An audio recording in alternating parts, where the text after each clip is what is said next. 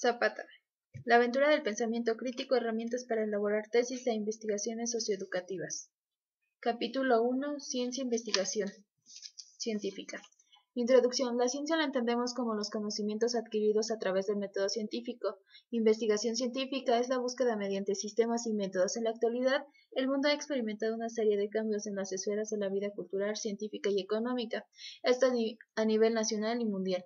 Tales transformaciones influyen de manera directa o indirecta en todos los seres humanos, debido a los cambios presentados en la sociedad, debido a diversas situaciones que repercuten en los procesos del conocimiento, y se representa la necesidad de generar nuevas alternativas de ciencia e investigación.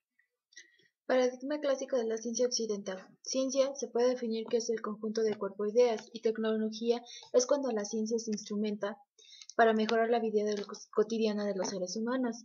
Mario Bunge menciona, la ciencia como actividad pertenece a la vida social. En cuanto se le aplica al mejoramiento de nuestro medio natural y artificial, la ciencia se convierte en tecnología. La filosofía de la ciencia consistió en el análisis de fundamentos y métodos matemáticos. Todo este proceso consta de bases epistemológicas del empirismo. Augusto Comte desarrolla la filosofía positivista, que no es otra cosa que una postura epistemológica con definiciones, criterios y relación de la naturaleza del conocimiento humano. Un conocimiento válido es aquel que se establece a partir de la experiencia. Los positivistas son capaces de ver con mayor claridad que la ciencia es un sistema de conceptos, sino que también es un sistema de enunciados. Después de esto es necesario que los investigadores se deshagan de juicios para investigar las ciencias sociales de manera adecuada. Esto es separar la ciencia de la ideología para mejorar el trabajo de los investigadores. Círculo de Viena. Se creó la cátedra de Filosofía de las Ciencias Inductivas impartida por Moritz Zink, quien fue el fundador del Círculo de Viena, la primera escuela de la epistemología y la teoría de la ciencia. Debido al crecimiento del nazismo, el Círculo de Viena rompió con sus integrantes emigraron, logrando con ello una rápida aceptación internacional de sus planteamientos. Esto produjo la filosofía analítica de las ciencias. El Círculo de Viena se desarrolla la enciclopedia para la ciencia unificada, configurando así la psicología, la sociología y la filosofía en las ciencias positivistas. Con estos proyectos basados en el falsacionismo, también el Círculo de Viena definió la ciencia de la filosofía metafísica. Nos menciona de igual manera que el Círculo de Viena, que en un enunciado será científico si es verificable y por lo tanto sus términos deben de contar con significado empírico, si bien en este criterio posteriormente se hicieron unas modificaciones. Visión positivista, el método científico único. Siempre que se denomina un conocimiento como científico es porque supone que cuenta con características esenciales que lo diferencian de aquel conocimiento del cual podemos acceder más fácilmente. La idea principal caracteriza el conocimiento científico como una verdad irrefutable, de lo que podemos dudar y de lo que está más allá de todo tipo de discusión. La característica de esta visión positivista es el enfoque metodológico que es sugerido por la epistemología empírica y posteriormente por el positivismo y el neopositivismo. El método es hipotético deductivo. La lógica de este método es el inductivo deductivo. El desarrollo del razonamiento inductivo comienza con la observación, sin prejuicios, lo más fiel posible a los hechos que se estudian. Esto permite hacer enunciados verdaderos denominados singulares. Nos menciona el libro que podemos establecer la verdad de los enunciados de universidades si nos apoyamos de la experiencia. Rachel Bank, fundador del empirismo lógico, menciona, a medida que las observaciones aumentan en relación con una ley universal, crece la posibilidad de que sea verdadera. Sin embargo, cualquier evidencia observacional tendrá en la realidad un número infinito de evidencias observacional, tendrá en realidad un número infinito entre posibles situaciones. Hablando sobre estas teorías científicas que no son otra cosa que el método científico experimental, que en las que se establecen leyes científicas, las cuales se pueden desarrollar en tres momentos. En el primer momento se propone una hipótesis, en el segundo momento la deducción a partir de la hipótesis y el tercer momento verifica de la deducción mediante la observación o experimentos. En los dos primeros momentos se dan las primeras premisas lógicas y en el tercer momento sería como tipo conclusión. Como se mencionó antes, para un positivista la verdad está dada por la lógica, sino por la experiencia. Por esto se debe cumplir con ciertos criterios y la hipótesis debe de contar con la posibilidad de permitir que las consecuencias sean observables. Para que la hipótesis sea correcta, las consecuencias deben de ocurrir en la realidad y si la predicción dedicada de la hipótesis ocurre, pero no se muestra, que sea cierta, sino solamente refuerza la posibilidad de que sea. Aquí nos muestra que la experiencia de los observadores siempre influyen de manera al trabajo de investigación. De esto nos hablará el tema 2 del capítulo. Teoría del falsacionismo popperiano. Un representante central del racionalismo crítico es Karl Popper. Criticó constantemente la inducción como método cognoscitivo. Pudo darse a su intento de recuperar el método científico por medio del falsacionismo. Popper es definido como un racionalista. Criticó al ubicar la ciencia en un marco de análisis y colocar como criterio la demarcación entre conocimiento científico y metafísico, o pseudocientífica, la refutación de la estructura teórica. Nacido en Viena en 1902, fallece en 1904, fue uno de los epistemológicos más importantes del siglo XX por su postura crítica del positivismo y del individualismo y del inductismo, también por plantear un nuevo criterio de demarcación científica, la falsabilidad. La preocupación de este autor es más que nada por la problemática del alcance y los límites del conocimiento. El estudio por Albert Einstein ejercieron gran influencia en sus trabajos. Gracias a esto fundamenta su epistemología del conocimiento científico. Es posible concentrar las teorías científicas por medio de una prueba crucial que permita su falsabilidad. Sin duda, el logro más grande de Popper es destruir el método inductivo. Sus planteamientos de Popper giran a través de la idea entre verificación y falsación. El eje de su pensamiento podría ser el siguiente: las generaciones empíricas pueden ser verificables, pero resultan falseables. Por lo tanto, para Popper, el desarrollo del conocimiento se realiza por sucesivas refutaciones buscando circunstancias diferentes, y descubrimos que parte de lo que dice el enunciado no es así. Esto será un nuevo descubrimiento que aumenta el conocimiento y que permite el proceso para mejorar o encontrar teorías superiores. Críticas al falsacionismo. El falsacionismo no es una posición metodológica deductivista, entendiendo el deductivismo como el método de deducción contrario al inductismo o el método de inducción, que surge de la crítica lógico-epistemológica, formulando una variación metodológica para soportar diferentes inconvenientes. Popper, a través del falsacionismo, pretende establecer un criterio de demarcación claro y preciso con el conocimiento científico y pseudocientífico, es decir, que considera científicas aquellas teorías que, siendo falseables, aún no han podido ser refutables. En cierta medida estaríamos hablando de una especie de relativismo de la ciencia, según el cual el conocimiento humano solo tiene por objeto relacionarse sin llegar a un absoluto. El falsacionismo soporta algunas teóricas metodológicas, originando tonteo en las versiones inductivistas, en lo hipotético-deductivista. Lograr explicar mejor en lo hipotético-deductivo la temática concerniente a la creación de la hipótesis, a la fundamentación orientada a lo que posee, evitando con éxito Lakatos, las teorías científicas como programas de investigación. Irmer Lakatos nace en Hungría en 1992 y muere a los 51 años. Trató de superar a Popper en su visión de la ciencia. Comienza con una crítica al programa de Popper. Adentrándonos a lo que Lakatos nos menciona, que los enunciados observacionales no pueden llegar a verificarse por la observación o mediante experimentos, este postula que el principio de que las hipótesis científicas no pueden ser demostradas por lo que son verificables, por lo que no podemos probar que son verdaderas, pero sí refutarlas en ciertas condiciones. La definición que tiene Lakatos sobre la teoría es la siguiente. Dice que es una estructura compuesta por un conjunto de hipótesis generables o un núcleo central y por una serie amplia de hipótesis auxiliares. Definió tres formas de falsacionismo a partir del trabajo de Popper, las cuales mencionaré de la manera general. El primero es el falsacionismo dogmático, falsacionismo metodológico es el segundo y falsacionismo sofisticado es el tercero. Según Lakatos, se aborda un programa de investigación cuando se está establecido por animalias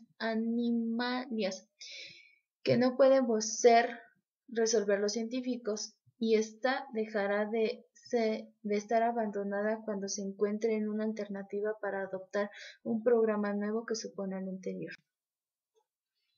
Kuhn y el cambio revolucionario de las teorías científicas. Thomas Kuhn nació en Cincinnati el 18 de julio de 1922 y fallece el 17 de julio de 1996. Es el filósofo más influyente del siglo XX. La obra de este autor está dividida en tres partes, para su mejor comprensión. La primera es la de los procesos históricos de la ciencia, la segunda las implicaciones en los problemas generarios de la ciencia y que trata de identificar sus características esenciales de la ciencia diferentes a otro tipo de conocimiento. La última etapa de esta teoría se llama el cuerpo negro. ¿Cómo esquematiza la forma en la que avanza la ciencia? Dice que es un círculo vicioso del cual no acaba. Comenzamos con la presencia de la ciencia. Seguimos con la normal crisis revolucionaria ciencia, la revolucionaria nueva ciencia, normal nueva, crisis y así seguirá en este círculo vicioso que no termina. Para cómo la ciencia normal es la actividad encaminada a resolver problemáticas practicado según las reglas del paradigma, sin cuestionar sus fundamentos. La argumentación de Kuhn gira alrededor de un eje denominado por él como paradigma.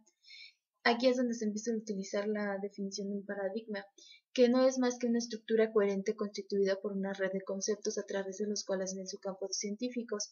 También otra definición sería una red de creencias teóricas o metodológicas entrelazadas que permiten la selección de evaluación crítica de una comunidad científica sobre algún tema en Feyerabend o la crítica del método. Él es nacido en Viena el 13 de enero de 1924.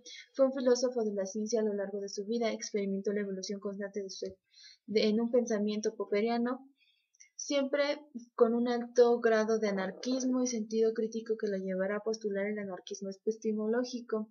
Es uno de los autores de la tesis de la inmensuraridad. Contra el método es una crítica de la lógica del método científico racionalista. Apoya en un estudio detallado de episodios claves de la historia de la ciencia. Concluye que la investigación histórica contradice que haya un método de principios inalterables, que no existe una regla en la que se haya roto, lo que indica que la infracción no es accidental, sino necesaria para el avance de la ciencia, en las propias palabras de Feyerabend. La idea del método que contenga principios científicos infalibles, inalterables y absolutamente obligatorios, que giran de asuntos científicos contra las dificultades a ser controlada por los resultados de la investigación histórica. Relativismo epistemológico.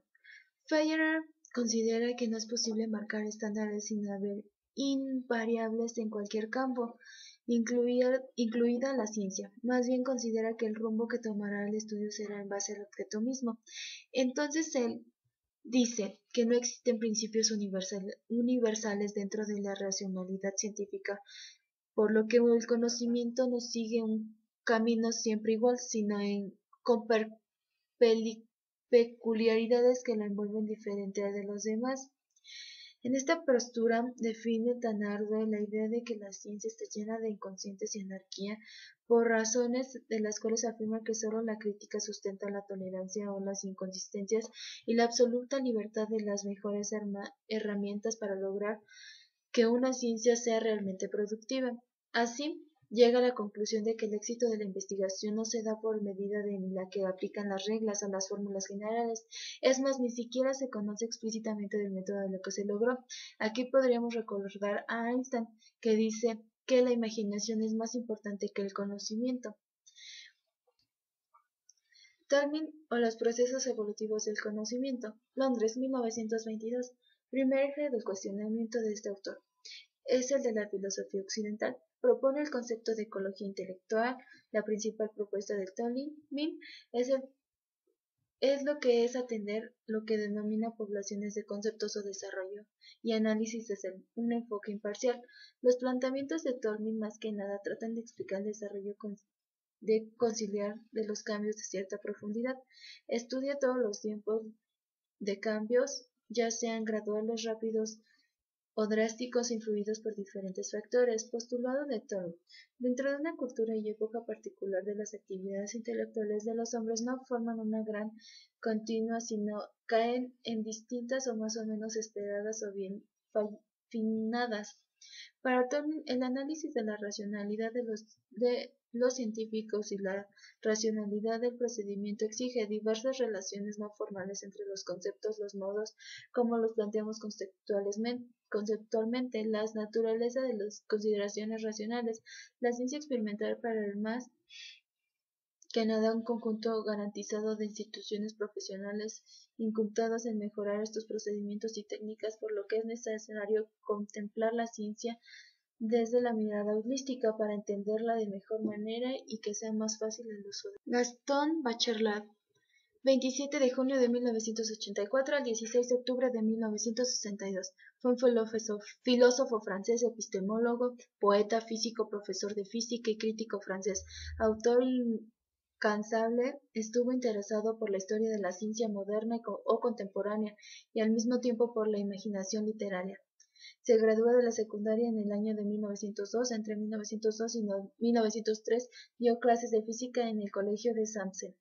En 1904 a 1905 trabajó en correos y teléfonos de Rambin, donde aprendió la profesión telegrafista.